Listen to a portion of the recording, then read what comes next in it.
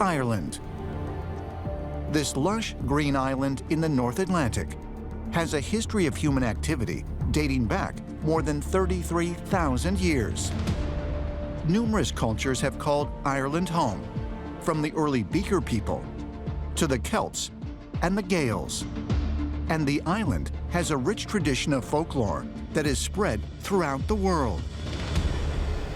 But perhaps most notable is that Ireland boasts some of the oldest structures on the planet.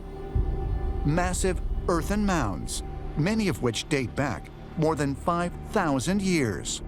These mounds are constructed. They're not natural hills. These are megalithic constructions involving, in the larger sites, an enormous amount of man-hours and labor. These would have been, when they were made, just very, very impressive sites. These mounds were an ancient earthwork that had a tunnel going through it with stones on either side and stones on top and then covered with earth. Ireland has a tremendous amount of these mounds, and these are some of mankind's oldest large structures in the world. And they anchor all of the land together. Usually if you visit one on top of a hill, you go up, you find one, you can do a line of sight to the next one. There was almost a network, almost across the entire island, of these sites. The oldest known writing in Ireland dates to the 6th century AD.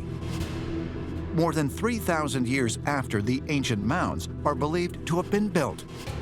With no written record about the mound's construction, archaeologists and historians can only speculate as to who made them and for what purpose. These stages were built to go inside, where presumably very, very important rituals took place. We don't know, but much later on, these sites would have been used for gatherings, for rituals, and sort of keeping the society together. And these were enormously long-lived sites of cultural importance, with enormously long-lived societies that use these as focal points. 30 miles north of Dublin, in County Meath, is Ireland's largest and oldest mound, called Newgrange. The ancient structure consists of over 200,000 tons of stone and has a passageway leading to a central chamber in which human bone fragments have been found. But archaeologists say Newgrange also has an undeniable connection to the cosmos. Spiral petroglyphs, thought to symbolize the universe, are found all around it, and the passageway and chamber form a cruciform shape that researchers believe is based on the constellation Cygnus. At the time Newgrange was built, it was presumed to be the largest structure that mankind had ever built in the world. Now, one of the most interesting things about Newgrange is its celestial alignment. So it's still very, very popular. If you go at the winter solstice, you have this sun dagger that it cuts a tremendous distance all the way in to brighten up the inner chambers. Newgrange is unique among Ireland's mounds in its sophistication and was clearly designed for ritualistic activity.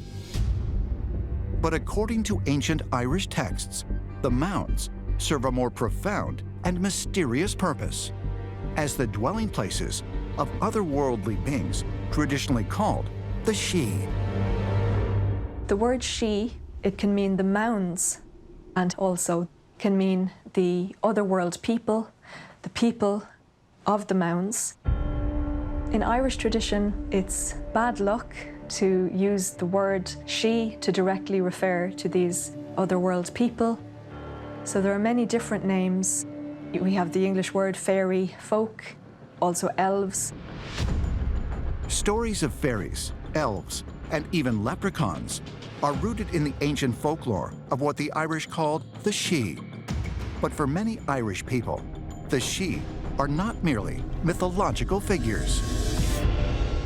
Fairies and leprechauns and all that sort of stuff, like, so too many people kind of laugh and joke about it at times, but it's knowledge that's been passed down for thousands and thousands of years.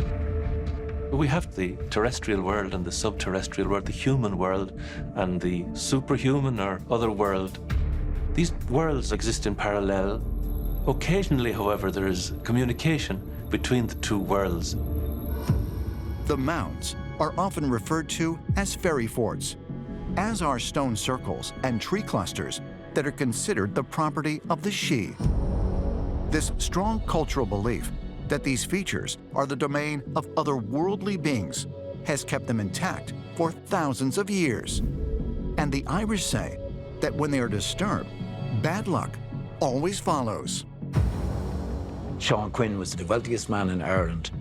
Lost everything because he moved a fairy fort. He damaged a fairy fort and he moved it to another place. DeLorean car manufacturers, they came to Belfast and they were making the DeLorean car up in Northern Ireland, and they built the factory on the site of a fairy fort.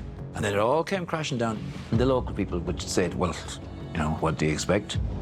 Ask any Irish person, would you damage a fairy fort? What would happen if you damaged a fairy tree? If you gave me 10 million bucks and a Cadillac and a helicopter and a beautiful house and Sunset Boulevard, and so all I had to do was chop down a fairy tree, I'd be handing that money straight back to you. I wouldn't do it. No one I know would do it either. So, do we believe in the fairies in Ireland? We do.